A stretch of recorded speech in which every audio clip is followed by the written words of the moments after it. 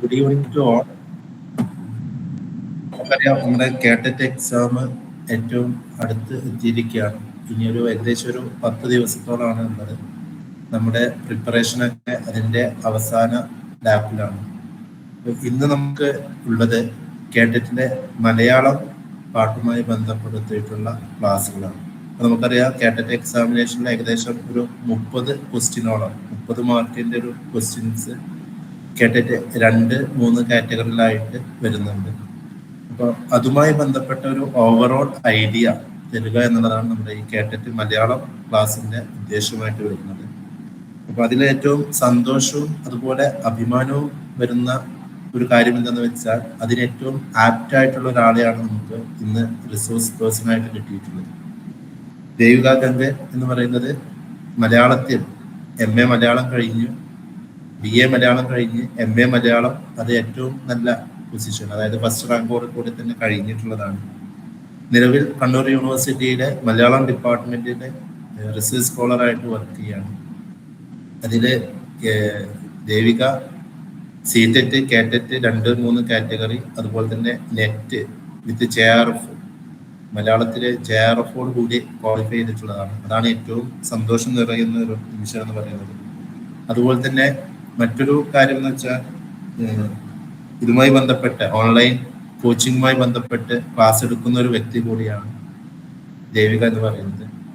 അതുപോലെ തന്നെ ഏറ്റവും സന്തോഷത്തോടു കൂടി ദേവിക ഈ പരിപാടിയിലേക്ക് സ്വാഗതം ചെയ്യുകയാണ്. അതുപോലെ തന്നെ നമ്മുടെ ഈ പരിപാടി കോർഡിനേറ്റ് ചെയ്യുന്നത് പ്രൊഫഷണൽ എംപവർമെന്റ് പ്രോഗ്രാം എന്നുള്ള പേരിൽ നമ്മുടെ ക്യാമ്പസ് നടത്തുന്ന ഈ പരിപാടി കോർഡിനേറ്റ് ചെയ്യുന്നത് ഡോക്ടർ രമിത ടീച്ചറാണ്. ടീച്ചറെയും അതുപോലെ തന്നെ മറ്റെല്ലാ അധ്യാപകരെയും ഈ പരിപാടിയിലേക്ക് സ്വാഗതം ചെയ്യുന്നു. അതുപോലെ തന്നെ ഇതിൻ്റെ ഉപഭോക്താക്കൾ എന്ന് പറയുന്നത് അടുത്ത ആഴ്ച എക്സാം എഴുതാൻ പോകുന്ന നമ്മുടെ ഓരോ വിദ്യാർത്ഥികളുമാണ്. അവരെ എല്ലാവരെയും ഈ പരിപാടിയിലോട്ടേക്ക് സ്വാഗതം ചെയ്യുന്നു. ഈ പരിപാടി വിജയമാകുന്നത് നിങ്ങളുടെ എല്ലാവരുടെയും ആക്റ്റീവായിട്ടുള്ള പാർട്ടിസിപ്പേഷനിലൂടെ ആയിരിക്കും. അപ്പോൾ എല്ലാവരും എന്ത് ചെയ്യുക, ഈ ക്ലാസ് അതൊരു ഇന്ററാക്റ്റീവ് ആക്കിയിട്ട് മാക്സിമം യൂട്ടിലൈസ് ചെയ്യുക. അപ്പോൾ ഈ പരിപാടി ഈ ക്ലാസ് തുടങ്ങുന്നതിന് വേണ്ടിയിട്ട് ദേവിക ഗംഗയെ ക്ഷണിക്കുന്നു. Over to you Devika.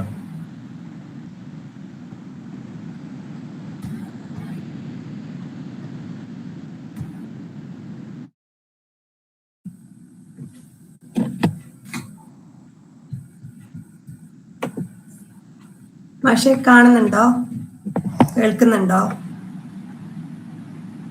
കേൾക്കുന്നുണ്ട്.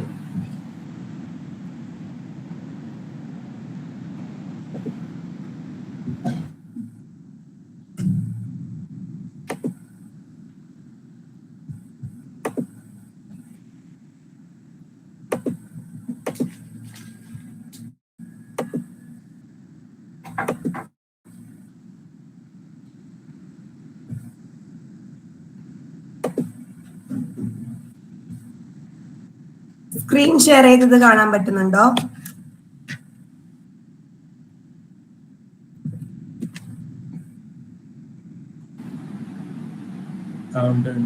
ഓക്കെ.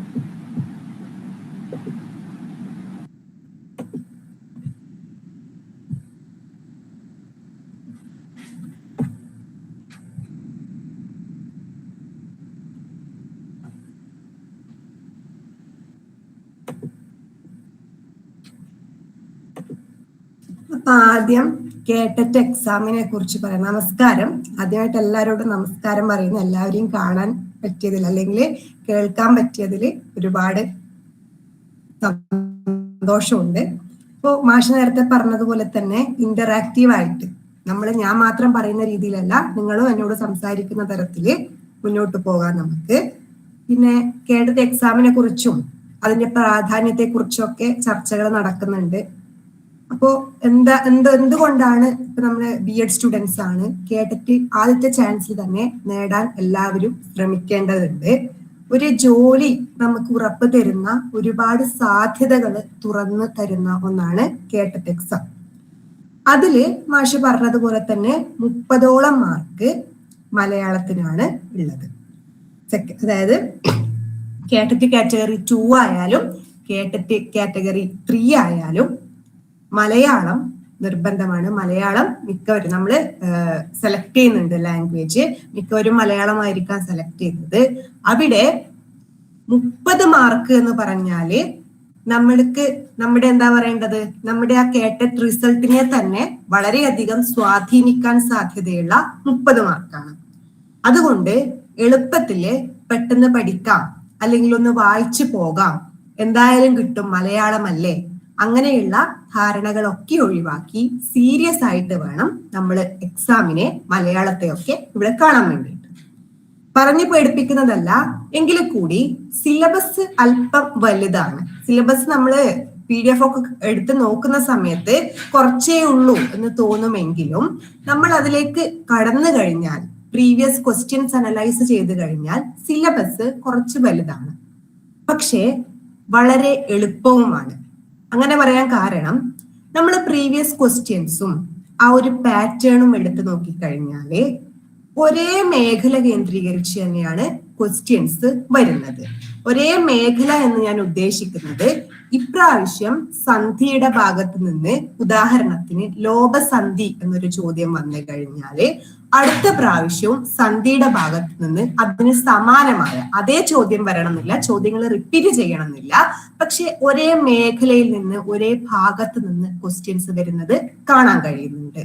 അതുകൊണ്ട് തന്നെ പ്രീവിയസ് ക്വസ്റ്റ്യൻസ് ഒന്ന് വായിച്ച് കുറച്ച് നമ്മൾ കാര്യങ്ങൾ പഠിച്ചു കഴിഞ്ഞാൽ, ഇതിന്റെ ബേസ് നമ്മളൊന്ന് മനസ്സിലാക്കി കഴിഞ്ഞാൽ തന്നെ നമുക്ക് 30-ൽ ഒരു 25 അല്ലെങ്കിൽ അതിന് മുകളിലോ എളുപ്പത്തിൽ സ്കോർ ചെയ്യാൻ പറ്റും. ഈ കേട്ടത് 2 ദിവസത്തെ സെഷനിൽ ഞാൻ ഇന്ന് പ്രധാനമായിട്ട് സന്ധി, പദശുദ്ധി, പര്യായ പദങ്ങള്, ശൈലികള്, പഴഞ്ചൊല്ലുകള്, ഇത്രയും ഭാഗങ്ങളാണ് പ്രധാനമായിട്ട് എടുക്കുന്നത്. അപ്പൊ സന്ധിയും സമാസവും എന്തായാലും ഒരു ദിവസം എടുക്കുന്നില്ല, സമാസം അടുത്ത ദിവസം എടുക്കാം. ഇത് പുതിയതായിട്ട് പഠിക്കുന്നവരുണ്ടെങ്കിൽ അവർക്ക് കുറച്ച് ബുദ്ധിമുട്ടായിരിക്കും 2 പുതിയ കാര്യങ്ങൾ ഒന്നിച്ച് പഠിക്കാൻ. അതുകൊണ്ടാണ് ഇന്ന് നമ്മൾ സന്ധിയിൽ തുടങ്ങുന്നു, പിന്നെ കുറച്ച് കാര്യങ്ങൾ ജനറൽ ആയിട്ട് പറഞ്ഞു പോകും. അതിനുശേഷം അടുത്ത ക്ലാസ്സിലായിരിക്കും നമ്മൾ സമാസം ഡീറ്റെയിൽ ആയിട്ട് പോകുന്നത്. കേട്ടിട്ട് എന്നല്ല, ഏത് പരീക്ഷയിലും വളരെ പ്രാധാന്യത്തോടെ ശ്രദ്ധിക്കേണ്ട 2 കാര്യങ്ങളാണ് സന്ധിയും സമാസവും. അതിന്റെ കാര്യം, ആ ബേസ് അല്ലെങ്കിൽ ആ കൺസെപ്റ്റ് മനസ്സിലാക്കി കഴിഞ്ഞാൽ മാത്രമേ നമുക്ക് ആ ചോദ്യത്തിന്റെ ഉത്തരം എളുപ്പത്തിൽ കണ്ടുപിടിക്കാൻ സാധിക്കൂ. നമ്മൾ കാണാപ്പാഠം പഠിച്ച് കുറെ വാക്കുകൾ പഠിച്ചു പോയി, സന്ധിയും സമാസവും ഒക്കെ പഠിച്ചു പോയി എന്നതിലല്ല, നമ്മൾ എന്താണ് അതിന്റെ മെയിൻ കൺസെപ്റ്റ്, എന്താണ് അതിന്റെ ബേസ് എന്ന് മനസ്സിലാക്കി അപ്ലൈ ചെയ്താലേ നമുക്ക് ഏത് ക്വസ്റ്റ്യനും വളരെ എളുപ്പത്തിൽ ആൻസർ ചെയ്യാൻ പറ്റും. ആ ഒരു രീതിയിലായിരിക്കും നമ്മൾ ഇന്ന് ക്ലാസ് കൈകാര്യം ചെയ്യുന്നത്. ആദ്യമേ പറയുകയാണ്, നിങ്ങൾ നിങ്ങളുടെ സംശയങ്ങൾ ചോദിക്കുക, റെസ്പോണ്ട് ചെയ്യുക, പിന്നെ ഇന്ററാക്റ്റീവ് ആയിട്ട് നമുക്ക് മുന്നോട്ട് പോകാം. അപ്പോൾ ആദ്യം ഞാൻ സ്ക്രീൻ ഷെയർ ചെയ്യാം. നിങ്ങൾ പറ്റുമെങ്കിൽ ഒരു പെന്നും പേപ്പറും എടുത്ത് റെഡി ആയിട്ട് ഇരുന്നാൽ കുറച്ചും കൂടി നല്ലതായിരിക്കും.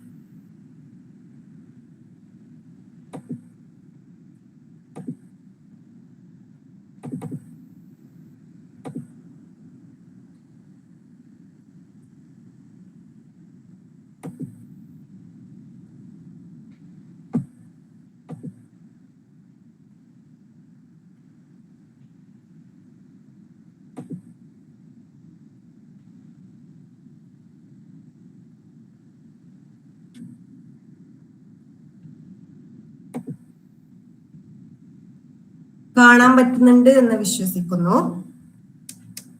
ആദ്യമായിട്ട് നമ്മള് സന്ധി എന്ന ഭാഗമാണ് പഠിക്കുന്നതെന്ന് പറഞ്ഞു. അതിലേക്ക് കയറുന്നതിന് തൊട്ടു മുന്നേ നമ്മൾ കുറച്ച് പ്രധാനപ്പെട്ട കാര്യങ്ങൾ മനസ്സിലാക്കേണ്ടതുണ്ട്. കാരണം സന്ധി എന്ന് പറയുമ്പോൾ പലപ്പോഴും നമുക്ക് ബുദ്ധിമുട്ടുള്ള ഒന്നായി മാറാനുള്ള പ്രധാനപ്പെട്ട കാരണം അതിൽ പറയുന്ന ബേസിക് ആയിട്ടുള്ള കാര്യങ്ങൾ എന്താണ് എന്ന് നമുക്ക് മനസ്സിലാവാത്തതുകൊണ്ടാണ്. അപ്പോൾ ചെയ്യേണ്ട പ്രധാന കാര്യം ഇതിനോടനുബന്ധിച്ച് വരുന്ന പ്രധാനപ്പെട്ട കുറച്ച് ടേംസ്, നമുക്ക് വേണമെങ്കിൽ കീവേഡ്സ് എന്നൊക്കെ പറയാം, കീവേഡ്സ് നമ്മൾ മനസ്സിലാക്കി വെക്കണം. ഇത് മിക്കതും നിങ്ങൾക്ക് അറിയുന്നതായിരിക്കും, നിങ്ങൾ പഠിച്ചതായിരിക്കും, നിങ്ങൾ പഠിപ്പിച്ചതായിരിക്കും. എങ്കിൽ കൂടി ഞാൻ ഒന്ന് ഉറപ്പിക്കാൻ വേണ്ടിയിട്ട് ആ കാര്യങ്ങളൊക്കെ ഒന്ന് ഓർമ്മിച്ചെടുക്കാൻ നിങ്ങളെ സഹായിക്കാമെന്ന് കരുതി കുറച്ച് കാര്യങ്ങൾ ആദ്യമേ പറയുകയാണ്. ഇനി ഇത് ആർക്കെങ്കിലും അറിയില്ല, ആദ്യമായിട്ടാണ് ഇത് കേൾക്കുന്നത് എന്ന് കരുതിയാല് എന്നുണ്ടെങ്കിൽ പ്രശ്നങ്ങളൊന്നുമില്ല. കാരണം നമുക്ക് ബേസ് തൊട്ട് തന്നെ പഠിച്ചു പോകാം. ആദ്യത്തേത്, ഭാഷ പഠിക്കുന്ന സമയത്ത് നമ്മുടെ സിലബസ് എടുത്ത് നോക്കിയിട്ടുണ്ടെങ്കിൽ നമുക്ക് മനസ്സിലാവും ഭാഷയെ കുറിച്ച്, മലയാള ഭാഷ, ഭാഷാശാസ്ത്രം, വ്യാകരണം, ഈ ഭാഗമൊക്കെ ഇതിൽ വരുന്നുണ്ട്. ഇവിടെ ഒക്കെ നമ്മൾ ആവർത്തിച്ച് കേൾക്കുന്ന 2 ടേംസ് ആണ്. ഒന്ന് വാമൊഴി, 2 വരമൊഴി. വാമൊഴി എന്ന് പറഞ്ഞാൽ നമ്മുടെ സംസാര ഭാഷയാണ്, നമ്മൾ പറയുന്നതാണ് വാമൊഴി. നമ്മുടെ സംസാരം, നമ്മുടെ ഭാഷ, നമ്മുടെ ഉച്ചാരണ അവയവങ്ങൾ കൊണ്ട് അല്ലെങ്കിൽ നമ്മുടെ വായ കൊണ്ട് നമ്മൾ പറയുന്ന കാര്യമാണ് വാമൊഴി എന്ന് പറഞ്ഞാൽ. വരമൊഴി എന്ന് പറഞ്ഞാൽ എഴുതുന്നതാണ്, എഴുത്താണ്.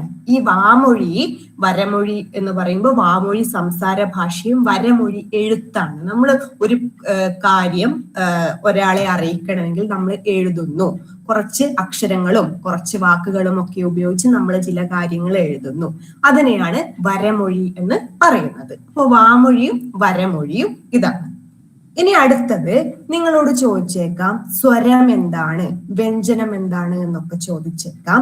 അപ്പോൾ നമ്മൾ എന്താണ് സാധാരണയായിട്ട് പറയാ? ആ ആ ഇ ഇതൊക്കെ സ്വരാക്ഷരങ്ങളാണ്, ക ഖ ഗ ഘ ങ ഇത് വ്യഞ്ജനാക്ഷരങ്ങളാണ് എന്ന് നമ്മൾ പറയും.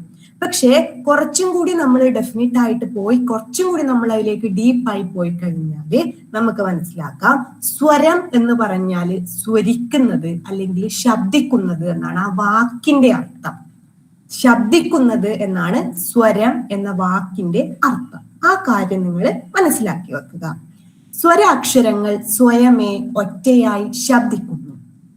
സ്വരാക്ഷരങ്ങൾ സ്വയമേ ഒറ്റയായി ശബ്ദിക്കുന്നു. മറ്റൊരു രീതിയിൽ പറഞ്ഞു കഴിഞ്ഞാൽ ഒറ്റയ്ക്ക് നിലനിൽക്കുന്നവയാണ് സ്വരാക്ഷരങ്ങൾ. സ്വരാക്ഷരങ്ങൾക്ക് ആരുടെയും സഹായം വേണ്ട, അവരൊറ്റയ്ക്ക് നിലനിൽക്കും. ഒറ്റയ്ക്ക് നമുക്ക് അവയെ ഉച്ചരിക്കാൻ പറ്റും. അവയാണ് സ്വരാക്ഷരങ്ങൾ എന്ന് പറയുന്നത്. അതുപോലെ വ്യഞ്ജനാക്ഷരങ്ങളുണ്ട്. വ്യഞ്ജനം എന്ന് പറഞ്ഞാല് പേരിൽ തന്നെയുണ്ട്, വേർതിരിച്ച് പ്രകാശിപ്പിക്കുന്നത്. അല്ലെങ്കിൽ ഏതെങ്കിലും ഒരു സ്വരത്തിന്റെ സഹായം കൂടാതെ വ്യഞ്ജനത്തെ നമുക്ക് ഉച്ചരിക്കാൻ സാധിക്കില്ല. അതായത് സ്വരം സ്വതന്ത്രമായി ഉച്ചരിക്കാൻ പറ്റുന്നതാണ്, സ്വതന്ത്രമായി നിൽക്കുന്നതാണ്, സ്വതന്ത്രമായി ഒറ്റയായി നിൽക്കുന്നതാണ്, ഒറ്റയായി ശബ്ദിക്കുന്നതാണ്. വ്യഞ്ജനം എപ്പോഴും ഒരു സ്വരത്തിന്റെ കൂടെ മാത്രമേ നിൽക്കുകയുള്ളൂ. ഒരു സ്വരം കൂടെ ഉണ്ടെങ്കിലേ വ്യഞ്ജനം നിൽക്കുകയുള്ളൂ എന്നാണ് പറയുന്നത്.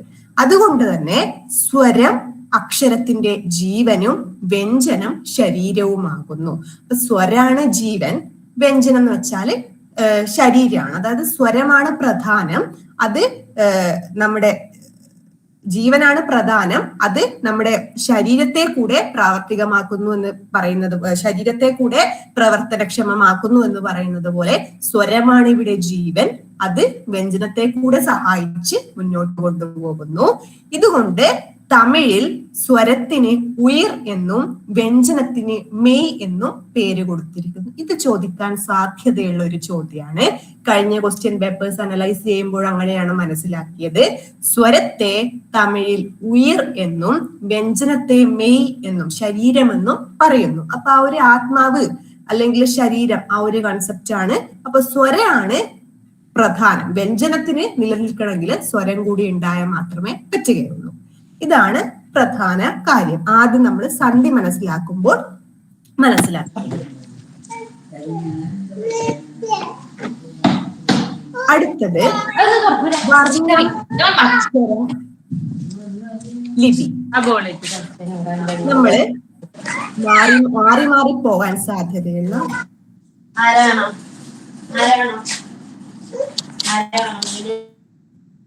നമ്മള് പഠിക്കുന്ന സമയത്ത് ഭാഷയെ മനസ്സിലാക്കുന്ന സമയത്ത് എപ്പോഴും കൺഫ്യൂഷൻ ഉള്ള മറ്റ് 2-3 കാര്യങ്ങളാണ്. ഒന്ന് വർണ്ണം, 2 അക്ഷരം, 3 ലിപി. ഇത് ഞാൻ പഠിപ്പിക്കുന്നത് ഡയറക്റ്റ് ആയിട്ട് ഈ കാര്യം നമ്മുടെ സിലബസിൽ ഇല്ലെങ്കിൽ കൂടി സന്ധിയും സമാസവും കക്ഷ്യയും ഗോത്രവിഭജനവും ഒക്കെ മനസ്സിലാവാൻ ഇതൊക്കെ പ്രധാനമാണ്. മനസ്സിലാവണമെങ്കിൽ ഇതൊക്കെ നമുക്ക് മനസ്സിലാക്കിയാൽ മാത്രമേ അത് നമുക്ക് ക്ലിയർ ആയിട്ട് കിട്ടുകയുള്ളൂ. അപ്പൊ വർണ്ണം എന്ന് പറയുമ്പോൾ വീണ്ടും ലഘുഘടകങ്ങളായി പിരിക്കാൻ വയ്യാത്ത ഉച്ചാരണമാണ് വർണ്ണം. വാ നിങ്ങൾ സ്ക്രീനിൽ കാണുന്നുണ്ടാവും. വാ, വ് പ്ലസ് ആ, ക, ക് പ്ലസ് ആ എന്നൊക്കെ കാണുന്നുണ്ടാവും. വർണ്ണം എന്ന് പറഞ്ഞാല് നമുക്ക് വർണ്ണത്തെ പിന്നെയും സ്പ്ലിറ്റ് ചെയ്യാൻ സാധിക്കുകയില്ല. അതാണ് വർണ്ണം.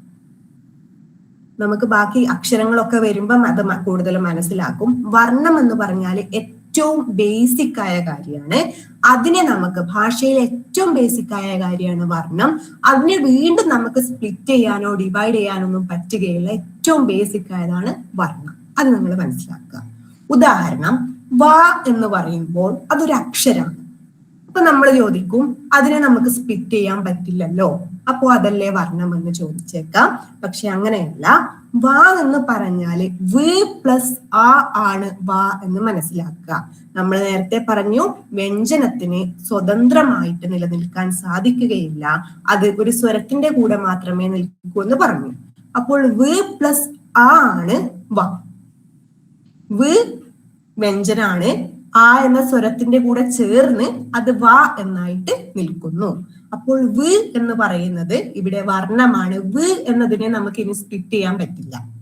വാ എന്നതിനെ നമുക്ക് വ് പ്ലസ് ആ എന്ന് സ്പ്ലിറ്റ് ചെയ്യാൻ പറ്റുമെങ്കിലും വ് എന്നതിനെ നമുക്ക് ഇനി സ്പ്ലിറ്റ് ചെയ്യാൻ പറ്റില്ല. അതുപോലെ ആ സ്വതന്ത്രമായിട്ട് നിൽക്കുന്നുണ്ട്, സ്വരമാണ്. അതിനെയും നമുക്ക് സ്പ്ലിറ്റ് ചെയ്യാൻ സാധിക്കുകയില്ല. അതുകൊണ്ട് വ് പ്ലസ് ആ എന്ന് പറയുമ്പോൾ വിയും ആവും ഇവിടെ വർണ്ണങ്ങളാണ്.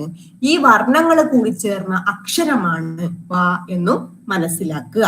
വാം ക എന്നത് മാത്രമല്ല, ഏതൊരു വ്യഞ്ജനം എടുത്താലും ച, ജ ഏതെടുത്താലും ചി പ്ലസ് ആ ആണ് ച, ക് പ്ലസ് ആ ആണ് ക. അമ്മ എന്ന് പറയുമ്പോൾ ഒരു വാക്ക് എടുത്തു കഴിഞ്ഞാൽ അമ്മ, ആ പ്ലസ് മ് പ്ലസ് മ് പ്ലസ് ആ 4 വർണ്ണങ്ങൾ ചേർന്നിട്ടുള്ള വാക്കാണ് അമ്മ എന്ന് പറയുന്നത്. ഇനി അടുത്തത്, വർണ്ണത്തിന്റെയോ അക്ഷരത്തിന്റെയോ രേഖാരൂപത്തെ ലിപി എന്ന് പറയുന്നു. ഉച്ചരിക്കുന്നത് വർണ്ണം, എഴുതുന്നത് ലിപി. അതായത് നമ്മളിപ്പോ ഉച്ചരിക്കുന്നത്, പറയുന്നത്, നമ്മൾ നേരത്തെ വാമൊഴിയും വരമൊഴിയും പഠിച്ചു. പറയുന്നതാണ് നമ്മൾ വർണ്ണം, നമുക്ക് പറയാൻ പറ്റുന്ന, ഉച്ചരിക്കാൻ പറ്റുന്നതാണ്.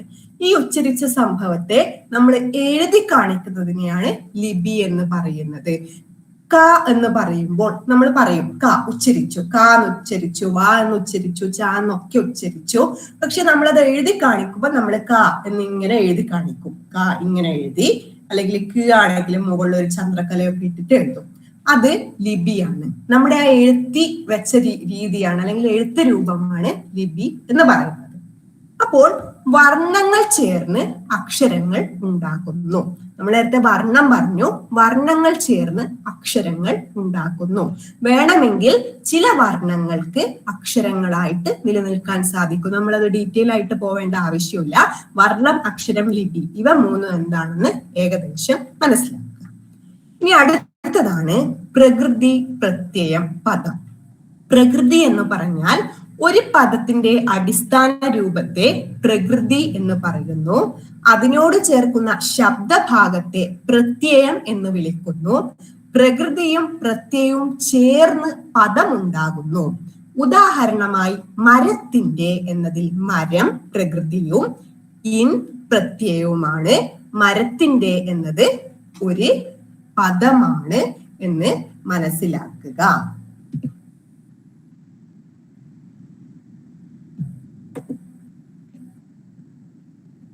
അപ്പോൾ പറഞ്ഞത് ശ്രദ്ധിക്കുക. ഇത്രയും കാര്യങ്ങൾ നമുക്കൊന്ന് ഡിസ്കസ് ചെയ്ത് ബാക്കി കാര്യത്തിലേക്ക് പോവാം. മരത്തിന്റെ എന്ന് പറയുമ്പോൾ മരം പ്ലസ് ഇൻ പ്ലസ് ഇന്റെ. അവിടെ നിൽക്കട്ടെ. മരം എന്ന് പറഞ്ഞാൽ നമുക്ക് ഓർമ്മ വരുന്ന എന്താണ്? ഒരു തടിയും ഒരു ഇലകളൊക്കെയുള്ള ഒരു രൂപം നമുക്ക് ഓർമ്മ വരും. മരം എന്ന് പറയുമ്പോൾ തന്നെ ആ അർത്ഥം പൂർണ്ണമായിട്ട് നമ്മുടെ മനസ്സിലേക്ക് വരുന്നുണ്ട്. മരം എന്ന് പറയുമ്പോൾ ഒരു ചിത്രം നമ്മുടെ മനസ്സിൽ വരുന്നുണ്ട്. വീട് എന്ന് പറയുമ്പോൾ ഒരു ചിത്രം നമ്മുടെ മനസ്സിൽ വരുന്നുണ്ട്. കടൽ എന്ന് പറയുമ്പോൾ ഒരു ചിത്രം നമ്മുടെ മനസ്സിൽ വരുന്നുണ്ട്. അങ്ങനെ പൂർണ്ണമായിട്ടുള്ള വാക്കുകളെയാണ് നമ്മൾ പ്രകൃതി എന്ന് പറയുന്നത്. അവയ്ക്ക് ഒറ്റയ്ക്ക് നിൽക്കാൻ പറ്റും. അതായത് മരം എന്ന് പറയുമ്പോഴോ കടൽ എന്ന് പറയുമ്പോഴോ ഒക്കെ ഒരു പൂർണ്ണമായ ആശയം നമുക്ക് കിട്ടുന്നുണ്ട്. അതിനെയാണ് പ്രകൃതി എന്ന് പറയുന്നത്. ക്ലിയർ ആയോ? ഓക്കെ. ഒരു പൂർണ്ണമായ അർത്ഥം നമുക്ക് മരത്തിൽ എന്നാണ് നമ്മൾ പറഞ്ഞില്ലേ, മരത്തിന്റെ എന്നാണ് നമ്മൾ പറയുന്നത്. അല്ലെങ്കിൽ കടൽ, കടലിന്റെ എന്നൊക്കെയാണ്. കടൽ എന്നത് നമുക്ക് എടുക്കാം. കടൽ എന്ന് പറയുമ്പോൾ നമുക്ക് പൂർണ്ണമായിട്ട് തിരമാലയും ഒക്കെ നമുക്ക് ഓർമ്മ വരുന്നുണ്ട്. ഒരു ആശയം നമുക്ക് ഓർമ്മ വരുന്നുണ്ട്. അപ്പോൾ കടൽ എന്നതാണ് അവിടെ പ്രകൃതി. ഇനി അതിന്റെ കൂടെ ഒരു ജോയിന്റ് കൂടി ഉണ്ടല്ലോ, കടലിന്റെ എന്ന് പറയുന്നുണ്ട്. ഇന്ത്യ എന്ന് പറഞ്ഞൊരു വാക്ക് നമ്മൾ അവിടെ എക്സ്ട്രാ ഘടിപ്പിച്ചു വെച്ചിട്ടുണ്ട്. അതിനെയാണ് പ്രത്യയം എന്ന് പറയുന്നത്. അതായത് പ്രകൃതിയുടെ കൂടെ നമ്മൾ ചേർക്കുന്ന അക്ഷരക്കൂട്ടത്തെയാണ് പ്രത്യയം എന്ന് പറയുന്നത്. കടലിന്റെ എന്ന് പറയുമ്പോൾ ഇന്ത്യ എന്ന് പറയുന്നത് അക്ഷരക്കൂട്ടമാണ്, പ്രത്യയമാണ് എന്ന് മനസ്സിലാക്കുക. അപ്പൊ ഈ പ്രത്യയത്തിനൊരു പ്രത്യേകതയുണ്ട്. ഒറ്റയ്ക്ക് നിന്നാൽ അർത്ഥം നമുക്ക് മനസ്സിലാവുകയില്ല. അതായത് കടൽ എന്ന് പറയുമ്പോൾ ഒരു ആശയം മനസ്സിൽ വരുന്നുണ്ടെങ്കിലും ഇന്ത്യ എന്ന് പറയുമ്പോൾ ഒറ്റയ്ക്ക് ഇന്ത്യ എന്ന് പറയുമ്പോൾ എന്ത് ഇന്ത്യ നമുക്ക് മനസ്സിലാവുകയില്ല. എന്താണ് അതിന്റെ അർത്ഥമെന്നോ എന്താണ് അതിന്റെ പ്രാധാന്യം എന്നോ ഒന്നും നമുക്ക് മനസ്സിലാവുകയില്ല. ഈ പ്രകൃതിയുടെ കൂടെ, അതായത് ഈ കടൽ എന്ന പദത്തിന്റെ കൂടെ ചേർന്ന് നിൽക്കുമ്പോൾ മാത്രമേ ഈ ഇന്ത്യ എന്നതിന് അർത്ഥമുള്ളൂ. അപ്പൊ പ്രത്യയം എന്ന് പറഞ്ഞാല് പ്രകൃതിയുടെ കൂടെ ചേർക്കുന്നതാണ്. അത് സ്വതന്ത്രമായി അതിന് അർത്ഥമില്ലെങ്കിൽ കൂടി അത് പ്രകൃതിയുടെ കൂടെ ചേരുമ്പോൾ പ്രകൃതിയുടെ അർത്ഥത്തെ പരിഷ്കരിക്കുന്നു. നമ്മുടെ പ്രകൃതിയും പ്രത്യയവും ചേർന്ന് നിൽക്കുന്നതിനെയാണ് പദം എന്ന് പറയുന്നത്. ഇത്ര ക്ലിയർ ആണോ? ഓക്കെ. ഇത് നമുക്ക് ഡീറ്റെയിൽ ആയിട്ട് കക്ഷ്യാവിഭജനം എന്ന് പറഞ്ഞൊരു സംഭവം ഉണ്ട്. അത് പറയുന്ന സമയത്ത് ഡീറ്റെയിൽ ആയിട്ട് നമുക്ക് ഈ പ്രകൃതിയും പ്രത്യയവും അതിന്റെ വ്യത്യാസം ഒക്കെ വേണം. അതുകൊണ്ടാണ് ഇത്ര ഡീറ്റെയിൽ ആയിട്ട് പറഞ്ഞിട്ടുള്ളത്. ഇനി അടുത്തത് നമുക്ക് സന്ധിയിലേക്ക് പോവാം.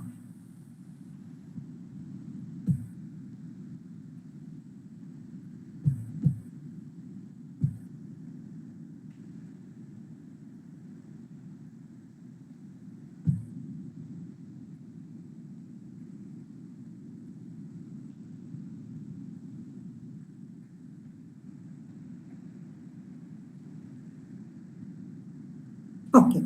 സ്ക്രീൻ കാണാൻ പറ്റുന്നുണ്ട് എന്ന് വിശ്വസിക്കുന്നു. സന്ധി എന്ന പദത്തിന്റെ സാമാന്യമായ അർത്ഥം ചേർച്ച എന്നാണ്.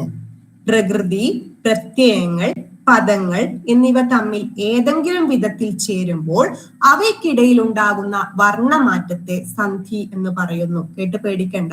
സന്ധി എന്ന് പറഞ്ഞാൽ ചേർച്ചയാണ്. അത് മാത്രം നിങ്ങൾ മനസ്സിലാക്കി വെച്ചാൽ മതി. സന്ധി എന്ന് പറഞ്ഞാൽ ചേർച്ച, യോഗം എന്നൊക്കെയാണ് അർത്ഥം. പ്രകൃതിയും പ്രത്യയങ്ങളും ഒക്കെ തമ്മിൽ ചേരുമ്പോൾ അതിന് നമ്മൾ വ്യത്യസ്ത തരത്തിലുണ്ടാവുക, ആ ചേർച്ച, അവയെ വ്യത്യസ്ത തരത്തിലുള്ള സന്ധികൾ എന്നൊക്കെ പറയുന്നു. ഏറ്റവും അടിസ്ഥാനപരമായിട്ട് നിങ്ങൾ മനസ്സിലാക്കേണ്ട കാര്യം സന്ധി എന്ന് പറഞ്ഞാൽ ചേർച്ച, ചേരുക, ജോയിൻ ചെയ്യുക എന്നാണ്. ഇന്ന് നിങ്ങളൊന്ന് ഉറപ്പിച്ചു വെക്കുക.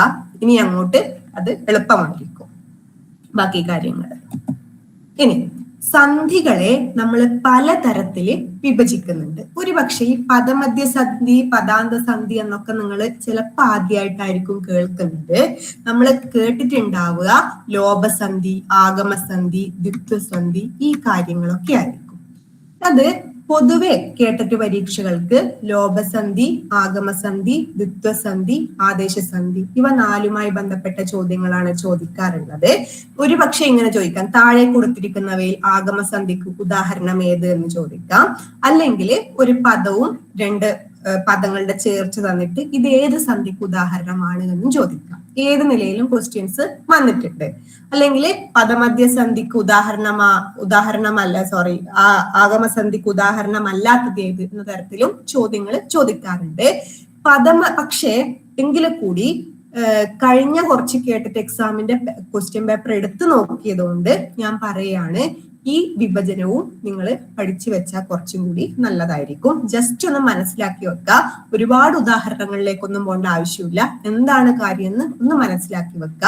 പരീക്ഷാ പേപ്പറിൽ ഇങ്ങനെ ഒരു ചോദ്യം കണ്ടാൽ ഒരിക്കലും നിങ്ങൾ കൺഫ്യൂഷൻ ആയി പോകരുത് അവിടെ.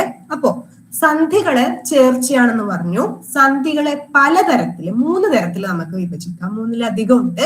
നമുക്ക് തൽക്കാലം 3 എടുക്കാം. 3 തരത്തില് സന്ധികളെ വിഭജിക്കാം. ഒന്ന്, തമ്മിൽ ചേരുന്ന വർണ്ണങ്ങളുടെ സ്ഥാനമനുസരിച്ച്.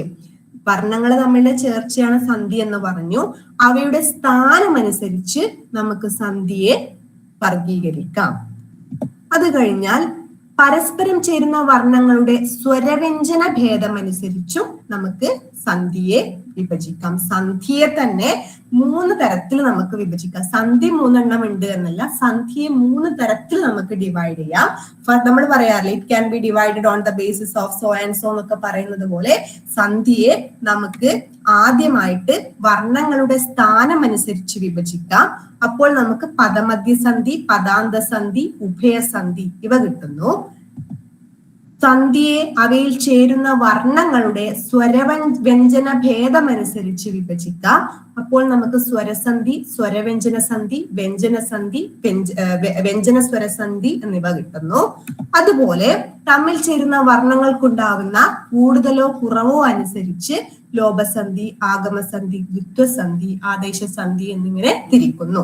കേട്ട് പേടിക്കൊന്നും വേണ്ട, ഈസി ആയിട്ട് പറഞ്ഞുതരാം. ആദ്യം തമ്മിൽ ചേരുന്ന, നമ്മൾ പറഞ്ഞു 2 വർണ്ണങ്ങൾ തമ്മിലുള്ള ചേർച്ചയാണ് സന്ധി. അവിടെ ആ ചേരുന്ന വർണ്ണങ്ങളുടെ സ്ഥാനം അനുസരിച്ച് നമ്മൾ 3 തരത്തിലുണ്ട് സന്ധി എന്ന് പറയുന്നു. പദമധ്യസന്ധി, പദാന്തസന്ധി, ഉഭയസന്ധി. ഒന്നാമത്തേത് പദമധ്യസന്ധി. ഇവിടെ പ്രകൃതിയും പ്രത്യയവും തമ്മിൽ ചേരുമ്പോൾ ഉണ്ടാകുന്ന വർണ്ണമാറ്റത്തെയാണ് പദമധ്യസന്ധി എന്ന് പറയുന്നത്. നിങ്ങൾ ഇതിന്റെ പദമധ്യം എന്ന് പറയുമ്പോൾ പദത്തിന്റെ നടുഭാഗമല്ലേ എന്നൊക്കെ ആലോചിച്ച് കോംപ്ലിക്കേറ്റഡ് ആക്കണ്ട. തൽക്കാലം ഇത്ര ഓർത്ത് വെക്കുക. പദമധ്യസന്ധി എന്ന് പറഞ്ഞാല് പ്രകൃതി പ്ലസ് പ്രത്യയം, അങ്ങനെ എഴുതി വെക്കുക. പദമധ്യസന്ധി ഹൈഫൺ പ്രകൃതി പ്ലസ് പ്രത്യയം. പ്രകൃതിയും പ്രത്യയവും ചേരുമ്പോൾ ഉണ്ടാകുന്ന മാറ്റമാണ് പദമധ്യസന്ധി. പദാന്തസന്ധി എന്ന് പറഞ്ഞാല് പദം പ്ലസ് പദം, 2 പദങ്ങൾ തമ്മിൽ ചേരുമ്പോൾ ഉണ്ടാകുന്ന വർണ്ണമാറ്റം. ഉഭയസന്ധി എന്ന് പറഞ്ഞാല് പദമധ്യത്തിലും പദാന്തത്തിലും ഉണ്ടാകുന്ന വർണ്ണമാറ്റം. ശ്രദ്ധിക്കുക, പദമധ്യസന്ധി എന്ന് പറഞ്ഞാൽ പ്രകൃതി പ്ലസ് പ്രത്യയം ചേരുമ്പോൾ ഉണ്ടാവുന്ന സന്ധിയാണ്. പദാന്തസന്ധി എന്ന് പറഞ്ഞാൽ പദം പ്ലസ് പദം, 2 പദങ്ങൾ ചേരുമ്പോൾ ഉണ്ടാകുന്ന വർണ്ണമാറ്റം. ഉഭയസന്ധി എന്ന് പറഞ്ഞാൽ പദമധ്യത്തിലും പദാന്തത്തിലും ഉണ്ടാകുന്ന വർണ്ണമാറ്റം. ഉദാഹരണത്തിലേക്ക് കടക്കാം. വീട് പ്ലസ് ഇന്റെ, വീട് എന്ന പ്രകൃതിയും ഇന്റെ എന്ന പ്രത്യയവും ചേർന്ന് വീടിന്റെ, ഇവിടെ പദമധ്യസന്ധിയാണ് വരുന്നത്. സീത എന്ന പ്രകൃതിയും എ എന്ന പ്രത്യയവും ചേരുമ്പോൾ സീതയെ എന്ന് വരുന്നു. ഇവ പദമധ്യസന്ധിക്ക് ഉദാഹരണങ്ങളാണ്. ആവർത്തിക്കുകയാണ്. നിങ്ങള് പദമധ്യം എന്ന് പറഞ്ഞ് പദത്തിന്റെ മധ്യം എന്ന് പറഞ്ഞ് പോയി കൺഫ്യൂഷൻ ആവരുത്. അതെന്തുകൊണ്ടാണ് വരുന്നത് എന്ന് വെച്ചാല് ഈ പുതിയതായി രൂപപ്പെടുന്ന പദമുണ്ടല്ലോ, ഇത് ചേരുമ്പോൾ നമുക്ക് വീടിന്റെ എന്നൊരു പദം രൂപപ്പെടുന്നു. അതിന്റെ നടുഭാഗത്താണ് ഈ മാറ്റം എന്ന കാരണം കൊണ്ടാണ് ആ പേര് വരുന്നത്. പക്ഷെ അങ്ങനെ ആലോചിച്ചു കഴിഞ്ഞാൽ തെറ്റാനുള്ള സാധ്യതയുണ്ട്. അതുകൊണ്ടാണ് പ്രകൃതി പ്ലസ് പ്രത്യയം പദമധ്യസന്ധി എന്ന് ഓർത്ത് വെക്കുക. അതുപോലെ 2 പദങ്ങൾ തമ്മിൽ ചേരുമ്പോൾ ഉണ്ടാകുന്ന വർണ്ണമാറ്റം. നാട് പ്ലസ് വിശേഷം, 2 പദങ്ങളാണ്, പൂർണ്ണമായിട്ട് അർത്ഥം യോജിപ്പിക്കുന്ന പദങ്ങളാണ്. 2 പദങ്ങൾ ചേരുമ്പോൾ നാട്ടുവിശേഷം എന്നായി വരുന്നു. ഇനി ഉഭയസന്ധി എന്ന് പറയുമ്പോൾ പദമധ്യത്തിലും പദാന്തത്തിലും ഉണ്ടാകുന്ന വർണ്ണമാറ്റം. ഉദാഹരണത്തിന് നാട് പ്ലസ് കൂട്ടം. ഇവിടെ നാട് എന്ന പദത്തിന്റെ അവസാനം ട് എന്നുണ്ട്. കൂട്ടം എന്നതിൻ്റെത് കൂ എന്നുമുണ്ട്. ഇത് രണ്ടും കൂടുന്ന സമയത്ത് ഇവിടെ നാട്ടുകൂട്ടം എന്നൊരു വാക്ക് കിട്ടുന്നുണ്ട്. അപ്പോൾ പദമധ്യം പ്ലസ് പദാന്തം ആണ് ഉഭയസന്ധി എന്ന് മനസ്സിലാക്കി വെക്കുക. പേരും അതിന്റെ മീനിങ്ങും കറക്റ്റ് ആലോചിച്ച് ടെൻഷൻ അടിക്കരുത്. ഇത് ഒരു കോഡ് പോലെയാക്കി എഴുതി സൂക്ഷിക്കുന്നതായിരിക്കും നല്ലത്. പദമധ്യം പ്രകൃതി പ്ലസ് പ്രത്യയം, പദാന്തം പദം പ്ലസ് പദം, ഉഭയം പദമധ്യം ഓർ പദാന്തം എന്ന് എഴുതി സൂക്ഷിക്കുന്നതായിരിക്കും നല്ലത്. അടുത്തത്, സന്ധിയിൽ പരസ്പരം ചേരുന്ന വർണ്ണങ്ങളുടെ സ്വരവ്യഞ്ജന ഭേദമനുസരിച്ച് മറ്റൊരു തരം വിഭജനമുണ്ട്. ഇത് രണ്ടാമത്തെ വിഭജനമാണ്. 3 തരത്തില് സന്ധിയെ വാക്കുകളെ നമുക്ക് വിഭജിക്കാം. 3 തരത്തില് സന്ധിയുണ്ട്. ആദ്യത്തെ തരത്തിൽ എങ്ങനെയാണ് വാക്കുകളെ വിഭജിക്കാം എന്ന് പഠിച്ചു കഴിഞ്ഞു. രണ്ടാമത് സ്വരവ്യഞ്ജന ഭേദമനുസരിച്ച് സ്വരമാണോ വ്യഞ്ജനമാണോ എന്നതിനെ അടിസ്ഥാനമാക്കി മറ്റൊരു തരം വിഭജനമുണ്ട്. അതാണ് കാണാൻ പോകുന്നത്. 1 സ്വരസന്ധി, 2 സ്വരവ്യഞ്ജന സന്ധി, 3 വ്യഞ്ജന സ്വരസന്ധി, 4 വ്യഞ്ജന സന്ധി. ശ്രദ്ധിക്കുക, സ്വരസന്ധി, സ്വരവ്യഞ്ജന സന്ധി, വ്യഞ്ജന സ്വരസന്ധി, വ്യഞ്ജന സന്ധി. ആദ്യത്തേത് സ്വരസന്ധി. സ്വരസന്ധി ഹൈഫൺ സ്വരം പ്ലസ് സ്വരം അങ്ങനെ എഴുതി വെക്കാം. 2 സ്വരങ്ങൾ തമ്മിൽ ചേരുന്നു. അമ്മ പ്ലസ് എവിടെ. അമ്മ എന്ന് പറയുമ്പോൾ നമ്മൾ നേരത്തെ പറഞ്ഞു ആ പ്ലസ് മ് പ്ലസ് ആ ആണ് അമ്മ. അപ്പൊ അമ്മയുടെ അവസാനം ആ എന്ന സ്വരമാണ്. അടുത്തത് എവിടെ. എവിടെയുടെ ആദ്യം എ എന്ന സ്വരമാണ്. അപ്പോൾ ആ എന്ന സ്വരവും എ എന്ന സ്വരവും ചേരുകയാണ് അമ്മ എവിടെ എന്നത് ചേരുമ്പോൾ. അപ്പോൾ അവിടെ സംഭവിക്കുന്നത് അമ്മ എവിടെ എന്നായി മാറുന്നു. ഇവിടെ നമ്മൾ നോക്കേണ്ടത് 2 സ്വരങ്ങളല്ലേ ചേരുന്നത്? അതെ, സ്വരസന്ധിയാണ് അത്. മഴ പ്ലസ് അല്ല എന്ന് പറയുമ്പോൾ മ് പ്ലസ് ആ പ്ലസ് പ്ലസ് ആ ആണ് മഴ. ഇവിടെ മഴ എന്ന വാക്കിന്റെ അവസാനം ആ എന്ന സ്വരമാണ്. ആ സ്വരവും അല്ല എന്നതിലെ ആദ്യത്തെ ആ എന്ന സ്വരവും തമ്മിൽ ചേർന്ന് മഴയല്ല എന്നാവുന്നു. അപ്പോൾ 2 സ്വരങ്ങൾ തമ്മിൽ ചേരുമ്പോൾ അതിനെ വേറൊന്നും നോക്കണ്ട, അതിന്റെ പേരാണ് സ്വരസന്ധി എന്ന് മനസ്സിലാക്കുക. ഇനി അടുത്തത് സ്വരവ്യഞ്ജന സന്ധി. സ്വരവ്യഞ്ജന സന്ധി. ചക്ക പ്ലസ് പഴം ചക്കപ്പഴം. താമര പ്ലസ് കുളം താമരക്കുളം. അപ്പോൾ ഇത് ദ്വിത്വസന്ധിക്ക് ഉദാഹരണമായിട്ടും വരാം. അത് ചിലപ്പോൾ നിങ്ങൾക്ക് തോന്നിയിട്ടുണ്ടാവും. ഇപ്പൊ മഴയല്ല എന്ന് പറയുമ്പോൾ, മഴ പ്ലസ് അല്ല എന്ന് പറയുമ്പോൾ അവിടെ യകാരം യാ വന്നു എക്സ്ട്രാ ആയിട്ട്. അത് ആഗമസന്ധി അല്ലേ എന്ന് ചോദിച്ചേക്കാം. അതേ ആഗമസന്ധിയാണ്, ആഗമസന്ധി കൂടിയാണ്. നമ്മൾ വ്യത്യസ്ത തരത്തിലാണ് ഇവിടെ സന്ധിയെ വർഗീകരിച്ചിരിക്കുന്നത്. ഇനി ചക്ക പ്ലസ് പഴം എന്ന് പറയുമ്പോൾ ചക്കപ്പഴം. ചക്ക എന്ന് പറയുമ്പോൾ ചി പ്ലസ് ആ പ്ലസ് പ്ലസ് ആ, അതാണ് ചക്ക. അപ്പൊ അവസാനം ആ ആണുള്ളത്. പഴം എന്ന് ചി പ്ലസ് ആ പ്ലസ് പ്ലസ് ക, അതാണ് ചക്ക. പഴം എന്ന് പറയുമ്പോൾ പ്ലസ് ആ പ്ലസ് പ്ലസ് ആണ്. അവിടെ കായും പാവും ചേരുന്നുണ്ട്. സ്വരവും വ്യഞ്ജനവുമാണ് ചേരുന്നത്. അപ്പോൾ അതിനെ ചക്കപ്പഴം എന്നായിട്ട് വരുന്നു. ഇത് ദ്വിത്വസന്ധി അല്ലേ എന്ന് ചോദിക്കാം. ഇത് സ്വരസന്ധി അല്ലേ എന്നും ചോദിക്കാം. ഇതിന് കുറച്ചും കൂടി നമ്മൾ ഈ സ്വരവ്യഞ്ജന സന്ധിയൊക്കെ പറയുമ്പോൾ ഓരോ നിയമങ്ങൾ ഓരോന്നായിട്ട് പറയുന്നുണ്ട്. അതുകൊണ്ടാണ് നിങ്ങൾക്ക് ഈ കൺഫ്യൂഷൻ ഇപ്പൊ ഇവിടെ വരുന്നത്. നമുക്ക് പറ്റുമെങ്കിൽ അതിനെക്കുറിച്ച് ഡീറ്റെയിൽ ആയിട്ട് അടുത്ത ക്ലാസ്സിൽ സംസാരിക്കാം, സമയമുണ്ടെങ്കിൽ. ഇപ്പൊ തൽക്കാലം ഇത്ര ഓർത്ത് വെച്ചാൽ മതി. സ്വരം പ്ലസ് സ്വരം സ്വരസന്ധി, സ്വരം പ്ലസ് വ്യഞ്ജനം സ്വരവ്യഞ്ജനം, വ്യഞ്ജനം പ്ലസ് സ്വരം വ്യഞ്ജന സ്വരസന്ധി. അതായത് കൺ പ്ലസ് ഇല്ല കണ്ണില്ല. ഇവിടെ ന് എന്ന വ്യഞ്ജനവും ശേഷം ഈ എന്ന സ്വരവും ചേരുമ്പോൾ കണ്ണില്ല എന്നായിട്ട് വരുന്നു. വ്യഞ്ജനവും സ്വരവും ചേർന്നു അതേ ഓർഡറിൽ വ്യഞ്ജന സ്വരസന്ധി എന്ന് പറഞ്ഞു. തൺ പ്ലസ് താർ എന്ന് പറയുമ്പോൾ തണ്ടാർ എന്ന് വരുന്നു. ഇൻ എന്ന വ്യഞ്ജനവും ത എന്ന സ്വരവും വ്യഞ്ജനവും ചേർന്ന് അത് തണ്ടാർ എന്നായി മാറുന്നു. 2 വ്യഞ്ജനങ്ങളായതിനാൽ അത് വ്യഞ്ജന സന്ധിയാണ്. കേട്ട് ടെൻഷൻ അടിക്കരുത്. ഇതുവരെ ഈ ഭാഗത്തുനിന്ന് കൂടുതലൊന്നും ചോദിച്ചിട്ടില്ല. എങ്കിലും ചോദിച്ചാലോ എന്ന് വിചാരിച്ചിട്ടാണ് ഈ കാര്യം പറഞ്ഞു തന്നത്. ഇത്രമാത്രം ഓർക്കുക. വീണ്ടും വീണ്ടും വീണ്ടും പറയുന്നത് മനസ്സിൽ നിൽക്കാനാണ്. സ്വരം പ്ലസ് സ്വരം സ്വരസന്ധി, വ്യഞ്ജനം പ്ലസ് വ്യഞ്ജനം വ്യഞ്ജനസന്ധി, സ്വരം പ്ലസ് വ്യഞ്ജനം സ്വരവ്യഞ്ജന സന്ധി, വ്യഞ്ജനം പ്ലസ് സ്വരം വ്യഞ്ജന സ്വരസന്ധി. ഇത്രയും കാര്യം ഓർത്ത് വെക്കുക.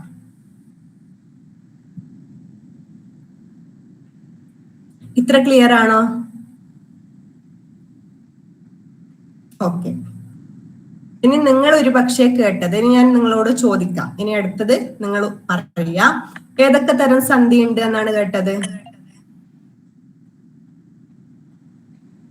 സാധാരണ നമ്മൾ പഠിക്കുമ്പോൾ ആദ്യം സന്ധി എന്ന് പറഞ്ഞ് നമ്മൾ 4 തരം സന്ധി ഉണ്ട് എന്ന് പറയാറുണ്ട്. ഏതൊക്കെയാണത്? ആഗമസന്ധി, ആഗമസന്ധി, ലോഭസന്ധി അല്ലേ? അത് ലോഭസന്ധി, ദ്വിത്വസന്ധി, ആദേശസന്ധി. അപ്പൊ ഒരു കാര്യം ഉറപ്പിക്ക, ഈ ഭാഗത്ത് നിന്ന് ഒന്നോ അതിലധികമോ ചോദ്യം പരീക്ഷയ്ക്ക് എന്തായാലും വരും. ഈ ഇപ്പൊ ആരിഫ പറഞ്ഞ ലോഭസന്ധി, ആഗമസന്ധി, ദ്വിത്വസന്ധി, ആദേശസന്ധി. അതുകൊണ്ട് അത്രയും ശ്രദ്ധയോടെ അത്രയും ഡീപ്പായിട്ട് വേണം ഈ ഭാഗം പഠിക്കാൻ. സന്ധിയുമായി ബന്ധപ്പെട്ട് മിക്ക പരീക്ഷകൾക്കും ഈ 4 സന്ധിയുമായി ബന്ധപ്പെട്ട ചോദ്യങ്ങൾ തന്നെയാണ് ചോദിക്കാറുള്ളത്. പക്ഷെ അല്ലാതെ ചോദിക്കാനും സാധ്യതയുള്ളത് കൊണ്ടാണ് ആദ്യം മറ്റു കാര്യങ്ങൾ പറഞ്ഞത്. ഇനി ലോഭസന്ധി, വർണ്ണങ്ങളിൽ 1 കുറയുന്നു. നമ്മൾ പറഞ്ഞു സന്ധി എന്ന് പറഞ്ഞാൽ ചേർച്ചയാണ്. അപ്പൊ ചേരുന്ന സമയത്ത് വർണ്ണങ്ങൾക്ക് ഉണ്ടാകുന്ന മാറ്റം അല്ലെങ്കിൽ കൂടുതൽ അല്ലെങ്കിൽ കുറവ് പോട്ടെ, വർണ്ണങ്ങളിൽ 1 വരികയോ 1 പോവുകയൊക്കെ ചെയ്യും. അതനുസരിച്ച് നമ്മൾ സന്ധിയെ ലോഭം, ആഗമം, ദ്വിത്വം, ആദേശം എന്ന് തിരിച്ചിട്ടുണ്ട്. അതായത് വർണ്ണങ്ങൾ തമ്മിൽ ചേരുമ്പോൾ 1 കൂടുകയോ അതായത് പുതിയതായിട്ട് ഒരു വർണ്ണം വരികയോ അല്ലെങ്കിൽ ഉള്ള ഒരു വർണ്ണം പോവുകയോ അല്ലെങ്കിൽ വർണ്ണം ഇരട്ടിക്കുകയോ 1 പോയി മറ്റൊന്ന് വരികയോ ഒക്കെ ചെയ്തു കഴിഞ്ഞാല് അതിനെ നമ്മൾ 4 തരത്തിൽ, അതിനെയാണ് ലോഭസന്ധി, ആഗമസന്ധി, ദ്വിത്വസന്ധി, ആദേശസന്ധി എന്ന് പറയുന്നത്. ആദ്യത്തേതാണ് ലോഭസന്ധി. ലോഭം എന്ന് പറഞ്ഞാല് കുറഞ്ഞു പോകുന്നതാണ്. 2 വർണ്ണങ്ങൾ തമ്മിൽ ചേരുമ്പോൾ വർണ്ണങ്ങളിൽ 1 കുറഞ്ഞു പോകുന്നു, ഒരു വർണ്ണം ഇല്ലാതായി പോകുന്നു. ഉദാഹരണം നോക്കാം. വീട് പ്ലസ് ഇല്ല, വീടില്ല. ഇവിടെ വീട് പ്ലസ് ഇല്ല എന്ന് പറയുമ്പോൾ ആദ്യത്തെ പ്രകൃതി വീട് അല്ലെങ്കിൽ ആദ്യത്തെ പദം വീട്. ട് എന്ന് പറയുന്നത് എന്താണ്? ട് എന്ന് പറയുന്നത് ഒരു പദത്തിന്റെ അവസാനമാണ്. ഇല്ല എന്ന് പറയുമ്പോൾ അടുത്ത പദത്തിന്റെ എന്താണ്? ആദ്യ ഭാഗമാണ്. ഇത് രണ്ടും ചേരുന്ന സമയത്ത് വീടില്ല എന്നായി വന്നു. ഇപ്പൊ വീടില്ല എന്ന് പറയുമ്പോൾ ഇവിടെ നമ്മളെ ചന്ദ്രക്കല കാണുന്നില്ല. വീട് എന്നതിലെ ആ ടായ്ക്ക് മേലെയുള്ള ആ ചന്ദ്രക്കല ഇവിടെ ഇല്ല. ബാക്കിയെല്ലാം അതുപോലെ ഉണ്ട്. വി ഉണ്ട്, ടാ ഉണ്ട്, ഈ ഉണ്ട്, ല ഉണ്ട്. ഇല്ല മൊത്തത്തിലുണ്ട്, ടാ ഉണ്ട്, വിയും ഉണ്ട്. ഇവിടെ കാണാതായത് എന്താണ്? ട് എന്ന ആ ഒരു ചന്ദ്രക്കലയാണ്. ടീയുടെ തായുടെ മുകളിലുള്ള ആ ചന്ദ്രക്കല കാണാതെ, അവിടെ നമുക്ക് ഇതിനെ കാണാൻ പറ്റുന്നില്ല. അപ്പൊ ആ ഒരു സംഭവം കുറഞ്ഞുപോയി, ലോപിച്ചു പോയി, ഇല്ലാതായിപ്പോയി. 2 പദങ്ങൾ തമ്മിൽ ചേരുമ്പോൾ ഒരു വർണ്ണം ഇല്ലാതായിപ്പോയി, ആ ചന്ദ്രക്കല ഇല്ലാതായിപ്പോയി. അതുകൊണ്ട് നമ്മൾ അതിനെ ലോഭസന്ധി എന്ന് പറയുന്നു. ഇനി പറഞ്ഞു പ്ലസ് എന്ന്. പറഞ്ഞു എന്നതിലെ അവസാനം ഉ ആണ്, എന്ന് എന്നത് ആദ്യം എ ആണ്. എ എന്ന സ്വരമാണ്. രണ്ടും കൂടി ചേരുമ്പോൾ നിങ്ങൾ നോക്കൂ, പാ അവിടെ ഉണ്ട്, റാ അവിടെ തന്നെയുണ്ട്, ഞാ അവിടെ തന്നെയുണ്ട്. എന്ന് എന്നതിന്റെ എയും നീവും അതുപോലെ അവിടെയുണ്ട്. ഉ പറഞ്ഞു എന്നതിന്റെ അവസാനത്തെ ആ ഒരു ഉ അവിടെ മിസ്സിംഗ് ആണ്. അപ്പൊ ഒരു വർണ്ണം മിസ്സിംഗ് ആയി. അതിനെ നമ്മൾ ലോഭസന്ധി, കുറയുകയാണ് ചെയ്യുന്നത്. ചേരുന്ന സമയത്ത് എന്തോ ഒന്ന് കുറയുകയാണ് ചെയ്യുന്നത്. അതിനെയാണ് ലോഭസന്ധി എന്ന് പറയുന്നത്. ഇനി അടുത്തത് കാവ് പ്ലസ് അല്ല. ഒരാൾ ഇത് പറഞ്ഞേ, എങ്ങനെയാണ് ഇത് ലോഭസന്ധി ആവുന്നത്? ആരെങ്കിലും ഒരാൾ മൈക്കോണാക്കി പറയോ?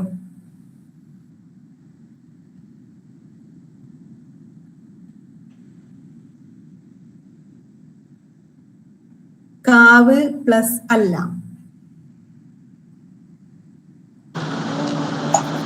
കാവ് എന്ന് പറയുന്ന വാക്കിലെ ലാസ്റ്റിലുള്ള വർണ്ണം അവിടെ ഇല്ല. ഇല്ല. കാവല്ല എന്ന് പറയുമ്പോൾ അതില് അല്ല ഉണ്ട്, കാവില് ഇല്ല. അതായത് നമ്മുടെ ചന്ദ്രക്കലയില്ല. Very good. അതുപോലെ തന്നെയാണ് ഓരോ വാക്കും. നിങ്ങൾ ഈ സ്ക്രീനിൽ തന്ന ഓരോന്നും ഒന്ന് വായിച്ചു നോക്കുക. 1 മിനിറ്റ് സമയം തരാം, നിങ്ങളൊന്ന് വായിച്ചു നോക്കുക. ഈ വരുന്നുണ്ട് എന്നുള്ളത് ടൈപ്പിംഗ് മിസ്റ്റേക്ക് ആണ്. വരുന്നുണ്ട് നാ ഇവിടെ വേണ്ട, ഇത് ടൈപ്പ് ചെയ്യുമ്പോൾ പറ്റിയ എററാണ്.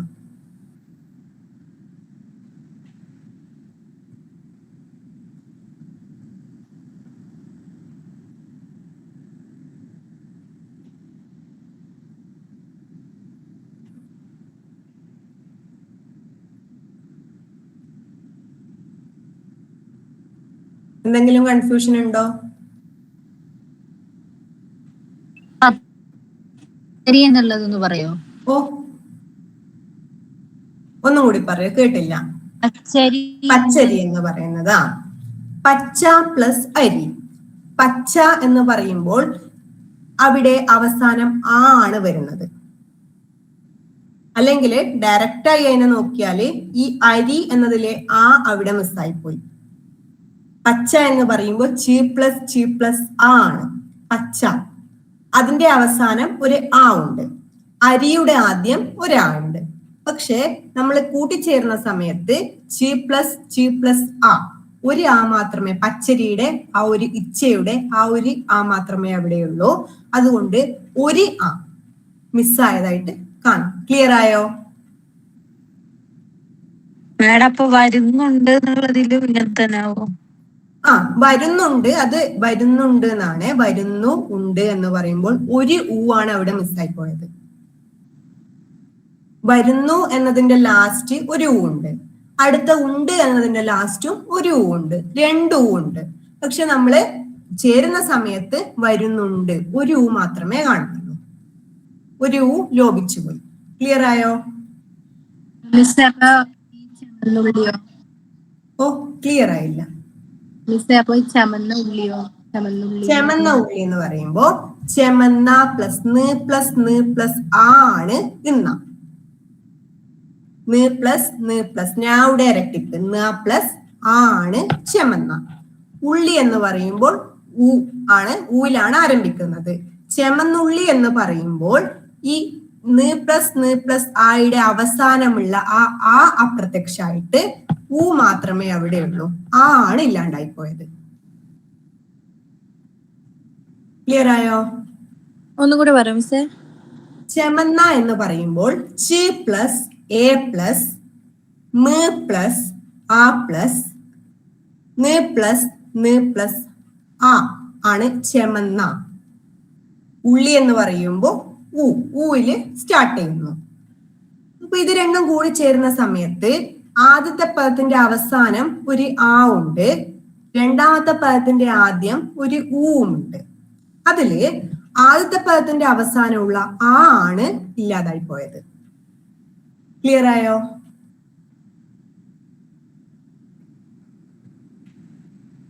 ക്ലിയർ ആയോ? മൈക്ക് ഓൺ ചെയ്ത് പറയോ. ഓ, കേട്ടില്ല. കേട്ടില്ലല്ലോ. ഓക്കെ. അപ്പൊ ലോപസന്ധി ഓക്കെ ആണോ എല്ലാവർക്കും? ഓക്കെ.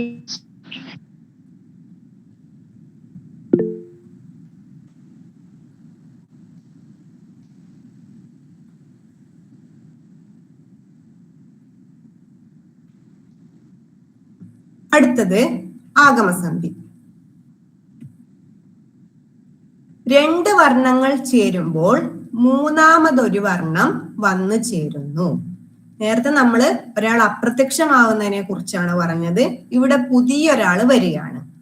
അമ്മ പ്ലസ് എവിടെ, അമ്മ പ്ലസ് എവിടെ കൂടി ചേരുന്ന സമയത്ത് അമ്മ എവിടെ എന്നായി. ഇവിടെ യാ എക്സ്ട്രാ ആയിട്ട് വന്നു. അതായത് അമ്മ ആ പ്ലസ് മ് പ്ലസ് ആ, അമ്മയുടെ അവസാനമുള്ള ആ ഉണ്ട്, എവിടെയുടെ അവസാനമുള്ള എ ഉണ്ട്. നമ്മൾ കൂടിച്ചേർന്ന വാക്കിലേക്ക് നോക്കുമ്പം നമ്മൾ പറഞ്ഞ വർണ്ണങ്ങളൊക്കെ അവിടെയുണ്ട്. ആ ഉണ്ട്, ഉമ്മ ഉണ്ട്, എവിടെയുടെ എ ഉണ്ട്, എവിടെ ഒക്കെ ഉണ്ട്. ഇതിന്റെ കൂടെ എക്സ്ട്രാ ഒരാളും കൂടി വന്നിട്ടുണ്ട്, അതാണ് യാ. അമ്മ പ്ലസ് എവിടെ, അമ്മ എവിടെ എന്ന് ചോദിക്കുമ്പോൾ ഒരു യാ എക്സ്ട്രാ ആയിട്ട് വന്നിട്ടുണ്ട്, അതാണ് അമ്മ എവിടെ എന്ന് പറയുന്നതിലെ യകാരം, യാ എന്ന അക്ഷരം. അപ്പൊ ഇവിടെ പുതിയൊരാൾ ആഗമിച്ചു, പുതിയൊരാൾ വരികയാണ് ചെയ്തത്. അതുപോലെ നരിയാണ് എന്ന് പറയുമ്പോൾ നരി പ്ലസ് ആണ്, നരിയുടെ നരിയും ആണ് ഒക്കെ നമ്മുടെ ആ പുതിയ വാക്കിലുണ്ട്. അതിന്റെ കൂടെ ഒരാൾ കൂടിയുണ്ട്, അതാണ് യാ, നരിയാണ്. ഇനി തീ ഉണ്ടോ എന്ന് ചോദിക്കുമ്പോൾ തീ പ്ലസ് ഉണ്ടോ, തീ ഉണ്ടോ, യാ ആണ് എക്സ്ട്രാ ആയിട്ട് വന്നത്, അപ്പോൾ യാ അവിടെ ആഗമിച്ചു. പല ഇടം എന്ന് പറയുമ്പോൾ പല ഇടം രണ്ടും പുതിയ വാക്കിൽ അതേപോലെ ഉണ്ട്, അതിന്റെ കൂടെ ഒരാളും കൂടിയുണ്ട്, അതാണ് യാ, അതുകൊണ്ടാണ് പലയിടം എന്ന് വന്നത്.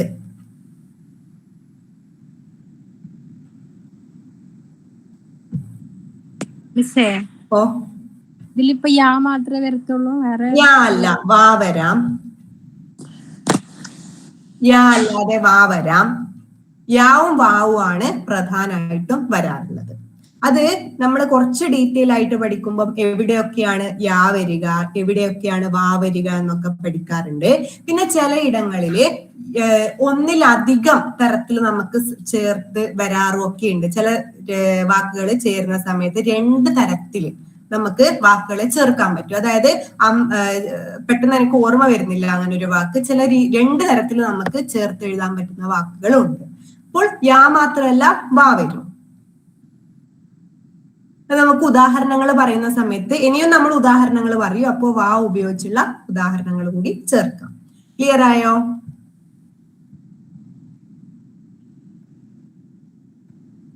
ഓക്കെ, നല്ല ചോദ്യമായിരുന്നു അത്. നമുക്ക് കൂടുതൽ എക്സ്പ്ലെയിൻ ചെയ്യുന്ന കൂടുതൽ ഉദാഹരണം നോക്കുന്ന സമയത്ത് അത് പറയും. ഇനി ദ്വിത്വസന്ധി.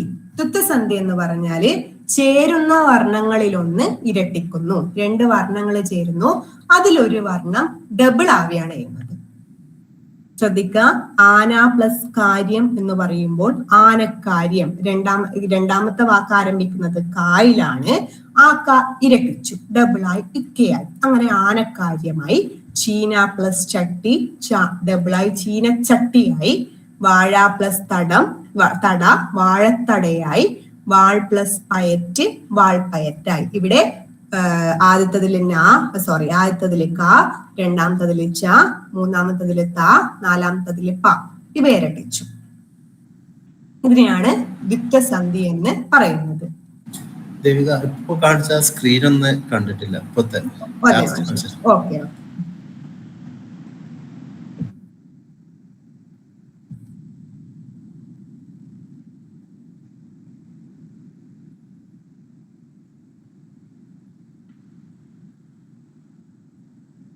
ഇപ്പൊ കാണുന്നുണ്ടല്ലോ.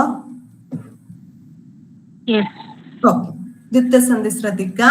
ആന പ്ലസ് കാര്യം, ആനക്കാര്യം. ചീന പ്ലസ് ചട്ടി, ചീനച്ചട്ടി. വാഴ പ്ലസ് തട, വാഴത്തട. വാൾ പ്ലസ് പയറ്റ്, വാൾപ്പയറ്റ്. ഇവിടെ ആദ്യത്തതില് രണ്ടാമത്തെ വാക്കിന്റെ ആദ്യത്തെ ക ഇരട്ടിച്ച് ആനക്കാര്യം എന്നാവുന്നു. രണ്ടാമത് ച ഇരട്ടിച്ച് ചീനച്ചട്ടി എന്നാവുന്നു. മൂന്നാമത്തത് ത ഇരട്ടിച്ച് വാഴത്തട എന്നാവുന്നു. നാലാമത്തേത് പ ഇരട്ടിച്ച് വാൾപ്പയറ്റ് എന്നാവുന്നു. ഓക്കെ, അടുത്തത് ആദേശസന്ധി. ചേരുന്ന വർണ്ണങ്ങളിൽ ഒന്ന് പോയി മറ്റൊന്ന് വരുന്നു. ഒരാള് പോകുന്നത് മാത്രമല്ല, അതിന് പകരമായിട്ട് വേറൊരാള് വരുന്നുണ്ട്, അതാണ് ആദേശസന്ധി. ശ്രദ്ധിക്കേണ്ട കാര്യം, ഏറ്റവും കൂടുതൽ ചോദ്യങ്ങൾ വരാറുള്ളത് ആദേശസന്ധിയിലാണ്. 4 സന്ധിയിൽ നിന്നും വരാറുണ്ട്, പക്ഷെ നമ്മളെ കുഴപ്പിക്കുന്ന ചോദ്യങ്ങൾ വരാറുള്ളത് ആദേശസന്ധിയിലാണ്. നമ്മളെ കൺഫ്യൂഷൻ ആക്കുന്ന, നമ്മളെ തെറ്റാൻ സാധ്യതയുള്ള സന്ധി ഏതാണെന്ന് വെച്ചാൽ ആദേശസന്ധിയാണ്. അത് ഈ ഒരു വർണ്ണം പോയി ഈ ഒരു വർണ്ണം വന്നു എന്നൊക്കെ പറയുമ്പോൾ അവിടെ നമുക്ക് പെട്ടെന്ന് ഐഡന്റിഫൈ ചെയ്യാൻ പറ്റാതാവാറുണ്ട്. ശ്രദ്ധിക്കുക, എപ്പോഴും ചോദിക്കുന്ന ആദേശസന്ധിയിൽ തന്നെ സ്ഥിരം കുറച്ച് ഉദാഹരണങ്ങളുണ്ട്. കൺ പ്ലസ് നീർ കണ്ണീർ, തൺ പ്ലസ് താർ തണ്ടാർ, കൺ പ്ലസ് തു കണ്ടു, വിൺ പ്ലസ് തലം വിണ്ടലം എന്നൊക്കെ പറഞ്ഞ് സ്ഥിരം ആദേശസന്ധിയുമായി ബന്ധപ്പെട്ട കുറച്ച് ഉദാഹരണങ്ങൾ ചോദിക്കാറുണ്ട്. ശ്രദ്ധിക്കുക, ഇതിലെ 3 കണ്ണീര്, കണ്ടു, തണ്ടാറ്, ഈ 3 നിങ്ങൾ എഴുതി വെക്കുക. ബാക്കി നമ്മൾ എക്സ്പ്ലെയിൻ ചെയ്യുന്ന സമയത്ത്, ബാക്കി ഉദാഹരണങ്ങൾ നോക്കുന്ന സമയത്ത് ബാക്കി ആദേശസന്ധി ചർച്ച ചെയ്യാം. ഇവിടെ എങ്ങനെയാണ് വരുന്നതെന്ന് വെച്ചാല് കൺ പ്ലസ് നീർ കണ്ണീർ, രണ്ടാമത്തെ വാക്കിന്റെ ആദ്യത്തെ അക്ഷരമായ നാ മാറി ഒരിണ മാറി വരുന്നതാണ് കണ്ണീർ. ഇത് ദ്വിത്വസന്ധി അല്ല, കാരണം ഇവിടെ നാ പോയിട്ടാണ് നാ വരുന്നത്. നാ വെറുതെ ഇരട്ടിക്കുകയല്ല, നാ പോയിട്ട് വേറെ പുതിയൊരു നാ ആണ് വരുന്നത്. ദ്വിത്വസന്ധി അല്ല, മനസ്സിലാക്കുക. തൺ പ്ലസ് താർ എന്ന് പറയുമ്പോൾ തണ്ടാർ, കൺ പ്ലസ് നീർ എന്ന് പറയുമ്പോൾ കണ്ണീർ, കൺ പ്ലസ് തു എന്ന് പറയുമ്പോൾ കണ്ടു. നാവും താവുമാണ്. അപ്പോൾ താക്ക് പകരം ഇവിടെ താ ആണ് വരുന്നത്. തണ്ടാറിനും കണ്ടു എന്നൊക്കെയുള്ളിടത്ത് താ മാറി, രണ്ടാമത്തെ പദത്തിന്റെ ആദ്യത്തെ അക്ഷരമായ താ മാറി താ ആണ് വരുന്നത്. അങ്ങനെയാണ് കണ്ടു എന്നാകുന്നത്. വിൺതലം എന്ന് പറയുമ്പോൾ വിൺ പ്ലസ് തലം വിണ്ടലമായി മാറുന്നുണ്ട്. അവിടെ രണ്ടാമത്തെ വാക്കായ തലത്തിലെ ആദ്യത്തെ അക്ഷരമായ താ മാറിയിട്ട് താ വരികയാണ് ചെയ്യുന്നത്. ഇത്ര ഓക്കെയാണോ?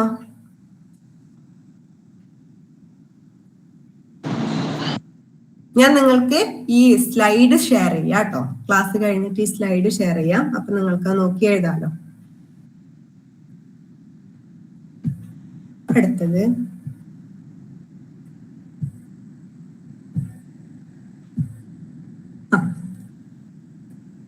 ഇത് നിങ്ങൾ സ്ക്രീൻഷോട്ട്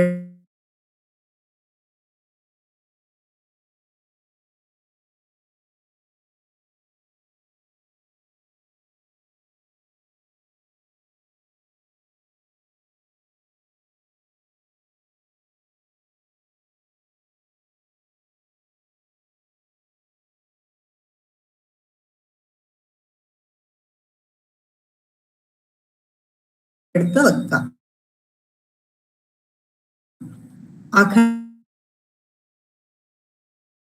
4 ചിലത് ചിലത്, 5 നിഘണ്ടു, പാദസ്വരമാണോ പാദസരമാണോ, പെട്ടെന്നാണോ, മനസ്സ് പുരുസാണോ ഇരട്ടിപ്പ് വേണോ, ശുപാർശ ശിപാർശ, ഇങ്ങനെ കുറച്ച് വാക്കുകളുണ്ട്. ഇത് നിങ്ങൾ സ്ക്രീൻഷോട്ട് എടുത്ത് വെക്കുകയോ എഴുതി വെക്കുകയോ ചെയ്യുക. അല്ലെങ്കിൽ സ്ലൈഡ് ഞാൻ തരുന്നതായിരിക്കും. നിങ്ങൾ ഇത് ഹോംവർക്ക് ആയിട്ട് ചെയ്യുക. കാരണം നമുക്ക് സമയം എല്ലാം ഡിസ്കസ് ചെയ്യാൻ നമുക്ക് സമയമില്ല. അതുകൊണ്ട് ഹോംവർക്ക് ആയിട്ട് ചെയ്യുന്നതായിരിക്കും നല്ലത്. പെട്ടെന്ന് നിങ്ങൾ ഇത് എഴുതിയെടുക്കുക. അല്ലെങ്കിൽ സ്ലൈഡിൽ നിന്ന് നിങ്ങൾ ചെയ്ത് അടുത്ത ക്ലാസ്സിൽ 12-ാം തീയതിയത്തെ ക്ലാസ് ആകുമ്പോഴത്തേക്ക് റെഡിയായി വരിക. ഇനി അടുത്തതാണ് ശൈലി. ശൈലി വരാറുണ്ട്, പര്യായം വരാറുണ്ട്, പഴഞ്ചൊല്ല് വരാറുണ്ട്. അത് പൊതുവെ നമ്മൾ സാധാരണ നമ്മുടെ സംസാരത്തിൽ വരാറുള്ള കുറച്ച് നമുക്ക് പരിചയമുള്ള, നമ്മൾ പുസ്തകങ്ങളിലോ നോവലുകളിലോ അല്ലെങ്കിൽ സിനിമയിലോ ഒക്കെ കേൾക്കുന്ന തരത്തിലുള്ള ശൈലിയും പഴഞ്ചൊല്ലും ഒക്കെയാണ് വരാറുള്ളത്. നമ്മൾ ഇതുവരെ കേൾക്കാത്ത പുതിയ ശൈലിയൊന്നും അങ്ങനെ ചോദിച്ച് കാണാറില്ല കേട്ടത്തിന്. അങ്ങനെ 5 എണ്ണം ഞാൻ ജസ്റ്റ് ഉദാഹരണമായിട്ട് തന്നിട്ടുണ്ട്. ഒന്ന്, അകത്തമ്മ ചമയുക. കേട്ടിട്ടുണ്ടാവും, സിനിമയിലൊക്കെ ആയിരിക്കും ചിലപ്പോൾ കേട്ടിട്ടുണ്ടാവുക. അകത്തമ്മ ചമഞ്ഞു എന്നൊക്കെ കേട്ടിട്ടുണ്ടാവും. അകത്തമ്മ ചമയുക എന്ന് പറഞ്ഞാല് അധികാര ഗർവ് കാണിക്കുക എന്നാണ്. ഒരു ഗർവ് കാണിക്കുക, ഒരു ചെറിയ തരത്തിലുള്ള ഒരു അഹങ്കാരം ഇങ്ങനെ വെക്കുക. എന്താണ്? അധികാരത്തിൻ്റെതായിരിക്കാം, മിക്കവാറും അധികാരത്തിന്റെയോ അല്ലെങ്കിൽ എന്തെങ്കിലും നമ്മളെന്തെങ്കിലും പ്രോസസ് ചെയ്യുന്ന സമയത്ത് അതിന്റെ ഒരു അഹങ്കാരം അല്ലെങ്കിൽ ഗർവ് കാണിക്കുന്നതിനെയാണ് പൊതുവെ അകത്തമ്മ ചമയുക എന്ന് പറയുക. ഇനി ഇഞ്ചി കടിക്കുക. ഇഞ്ചി കടിക്കുക കേട്ടിട്ടുണ്ടാവും. ദേഷ്യപ്പെടുക അല്ലെങ്കിൽ കോപിക്കുക എന്നാണ് ഇഞ്ചി കടിക്കുക എന്ന് പറഞ്ഞാല് അർത്ഥം. ഇനി ശൈലിയും പഴഞ്ചൊല്ലും പഠിക്കുമ്പോൾ ശ്രദ്ധിക്കേണ്ട മറ്റൊരു കാര്യം, ചിലതിന്, എല്ലാ ശൈലി എന്ന് പറയുന്നില്ല, ചില ശൈലികൾക്ക് നമ്മൾ വിചാരിച്ചു വെച്ച അർത്ഥം ആയിരിക്കില്ല ഉണ്ടാവുക.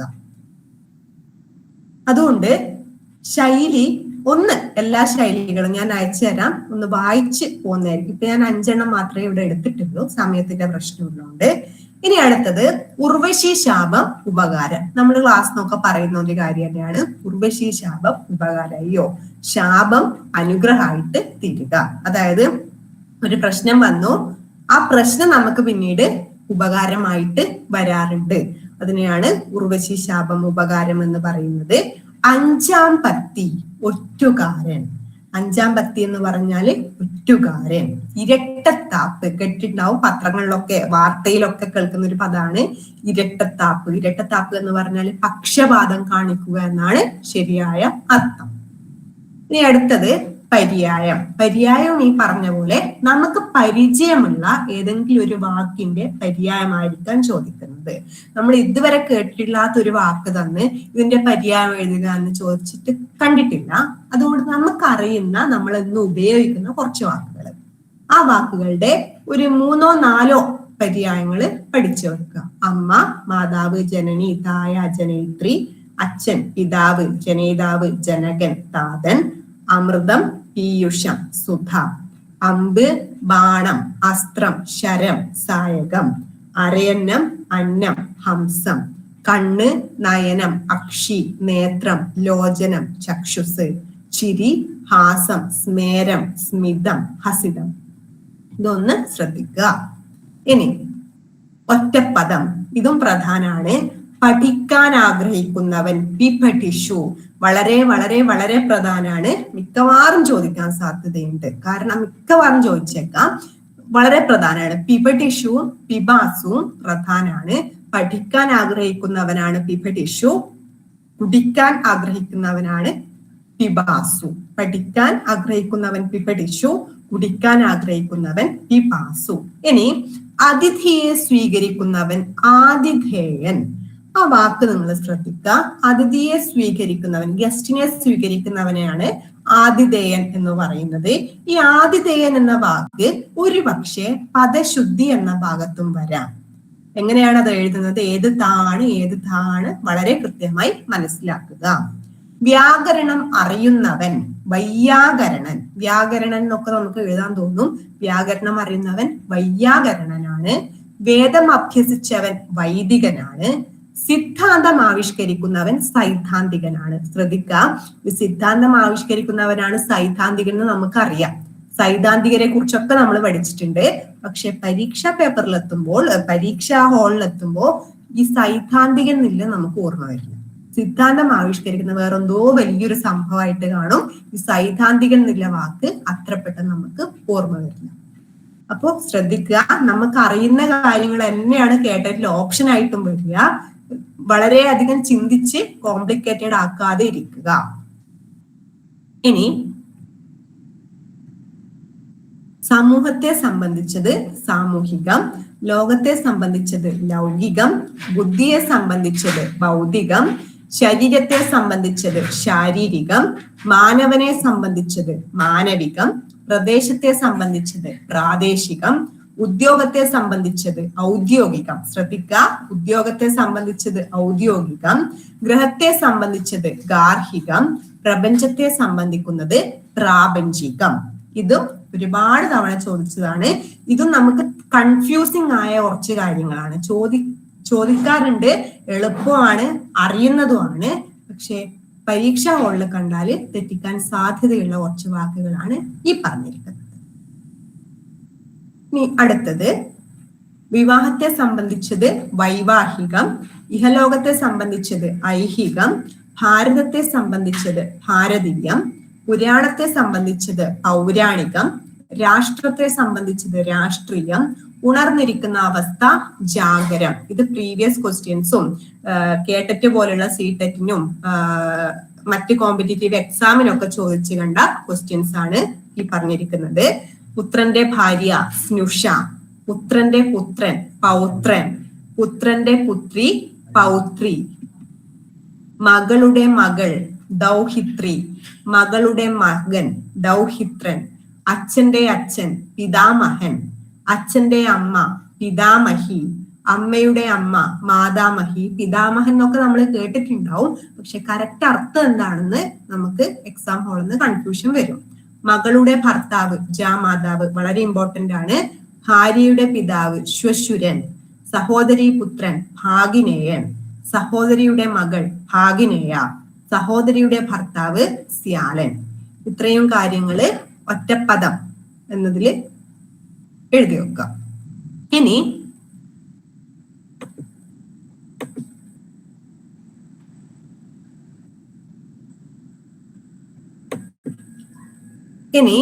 ഈ ഭാഗത്ത് നിന്ന് നിങ്ങൾക്ക് കൂടുതൽ വാക്കുകൾ വേണം. ഇപ്പൊ നമ്മൾ പറഞ്ഞ ഈ ഒറ്റപ്പദം, ഈ പര്യായം, ഇതൊക്കെ ഈ ഭാഗത്ത് നിന്ന് കൂടുതൽ വാക്കുകൾ വേണോ? വേണം മിസ്സേ. ഓക്കെ, അത് ഞാൻ അയച്ചു തരാം. അടുത്ത ക്ലാസ് ആകുമ്പോഴത്തേക്ക് PDF രൂപത്തിലോ അങ്ങനെ അയച്ചു തരാം. അപ്പൊ ശ്രദ്ധിക്കേണ്ടത്, PDF ചിലപ്പോ കുറച്ചധികം വാക്കുകൾ ഉണ്ടാവും. അത് അതുപോലെ കാണാപ്പാഠം പഠിച്ച് സമയം കളയണ്ട. കാരണം പരീക്ഷയ്ക്ക് കുറച്ച് ദിവസങ്ങൾ മാത്രമേ ഉള്ളൂ. ഒന്ന് വായിച്ചു പോവുക. അതിൽ നിങ്ങൾക്ക് പരിചയമുള്ള വാക്കുകൾ കാണുന്ന സമയത്ത് ഒന്ന് ഓർത്ത് അതൊന്ന് ശ്രദ്ധിച്ചു വെക്കുക. അല്ലാതെ എല്ലാ വാക്കും, പുതിയ വാക്കുകൾ ഒരുപാടുണ്ടാവും, ഇതുവരെ കേട്ടിട്ടില്ലാത്ത വാക്കുകൾ ഉണ്ടാവും, കേട്ട വാക്കുകൾ ഉണ്ടാവും, പറയുന്ന വാക്കുകൾ ഉണ്ടാവും, അർത്ഥം അറിയാതെയുള്ള വാക്കുകളൊക്കെ ഉണ്ടാവും. അപ്പൊ ഒന്ന് ഒരു ക്യൂരിയോസിറ്റിയോടുകൂടി അതൊന്ന് വായിച്ചു മുന്നോട്ട് പോവുക. എല്ലാം ബൈഹാർട്ടാക്കേണ്ട ആവശ്യമില്ല. നിങ്ങൾക്ക് കിട്ടും. നിങ്ങൾ 1-2 പ്രാവശ്യം വായിച്ചാൽ മതി. നിങ്ങൾക്ക് എക്സാം ഹാളിൽ അതിന്റെ ആൻസർ സുഖമായിട്ട് കിട്ടും. നമുക്ക് കേട്ടതിന്റെ ക്വസ്റ്റ്യൻസിന്റെ ഒരു സവിശേഷത അതാണ്, എല്ലാം അറിയുന്ന കാര്യമായിരിക്കും, ചോദ്യവും ഉത്തരവും ഒക്കെ അറിയുന്നതായിരിക്കും. പക്ഷെ അവിടുന്ന് നമുക്ക് ഈ ചോദ്യത്തിനെയും ഉത്തരത്തിനെയും കണക്ട് ചെയ്യാൻ വേണ്ടി ചിലപ്പോൾ ബുദ്ധിമുട്ടുണ്ടാവാറുണ്ട്. അതുകൊണ്ടാണ് മാക്സിമം വർക്ക്ഔട്ട് ചെയ്യാൻ വേണ്ടിയിട്ട് ഇങ്ങനത്തെ ഉദാഹരണങ്ങൾ തരുന്നത്. ഇനി അടുത്ത ക്ലാസ്സിൽ നമ്മൾ വിഭക്തി, സമാസം, ഈ കാര്യങ്ങൾ പഠിക്കും. കക്ഷ്യാ വിഭജനത്തെ കുറിച്ചും ഗോത്ര വിഭജനത്തെ കുറിച്ചും പഠിക്കും. ശ്രദ്ധിക്കേണ്ടത്, ഈ ക്ലാസ് ഇവിടെ കഴിഞ്ഞു എന്ന് പറഞ്ഞ് പൂട്ടി വെക്കരുത്. ഇപ്പൊ തന്നെ ഈ കഴിഞ്ഞതൊക്കെ ഒന്ന് റിവൈസ് ചെയ്ത് വെക്കുക. ബാക്കി സ്ലൈഡും ബാക്കി മെറ്റീരിയൽസും ഇന്ന് തന്നെ മാക്സിമം അയച്ചു തരാൻ നോക്കാം. അപ്പോ അടുത്ത ക്ലാസ്സിലേക്ക് വരുമ്പോൾ നമ്മൾ അക്ഷരമാലയുമായി ബന്ധപ്പെട്ട മറ്റൊരു കാര്യം കൂടി പഠിക്കും. അതെനിക്ക് പറയാൻ വിട്ടുപോയി. ഈ അക്ഷരമാലയെ അ, ആ, ഈ, ക, ഖ, ഗ, ഘ, ങ ഇതിനെയൊക്കെ 2-3 തരത്തിൽ നമ്മൾ വിഭജിക്കുന്നുണ്ട്. ആ തരത്തെക്കുറിച്ചും നമ്മൾ പഠിക്കുന്നതായിരിക്കും. അപ്പം ഇന്നത്തത് കറക്റ്റായിട്ട് വായിക്കുക. സന്ധി വളരെ വളരെ വളരെ പ്രധാനമാണ്. അതിൽ തന്നെ ലോപസന്ധി, ആഗമസന്ധി, ദ്വിത്വസന്ധി, ആദേശസന്ധി വളരെ പ്രധാനമാണ്. ആദേശസന്ധിയുടെ ഉദാഹരണങ്ങൾ ഇനിയും തരാം. അത് നോക്കി വായിച്ച് വെക്കുക. എന്നിട്ട് അടുത്ത ക്ലാസ്സിലേക്ക് വരാം. പിന്നെ ആദ്യം പറഞ്ഞ കാര്യങ്ങൾ, വർണ്ണം, അക്ഷരം, ലിപി, അതും ഒന്ന് ആദ്യം വായിച്ചു പോവുക.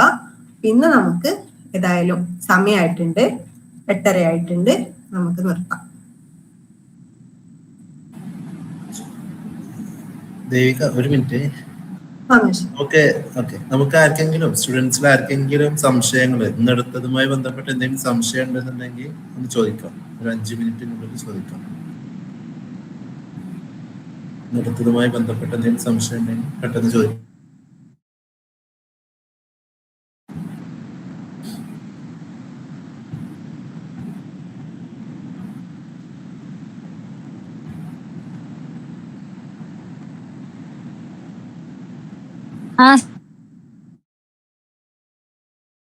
അതില് സന്ധിയിൽ പരസ്പരം ചേരുന്ന വർണ്ണങ്ങളുടെ സ്വരവ്യഞ്ജനം ഭേദമനുസരിച്ച് പറഞ്ഞതില് വ്യഞ്ജന സന്ധി പറഞ്ഞല്ലോ. അത് വ്യഞ്ജനം പ്ലസ് വ്യഞ്ജനം ചേർന്നതാണോ ഈ വ്യഞ്ജനസന്ധി എന്ന് പറയുന്നത്? വ്യഞ്ജനം പ്ലസ് വ്യഞ്ജനം വ്യഞ്ജനസന്ധി, സ്വരം പ്ലസ് സ്വരം സ്വരസന്ധി. Okay, thank U.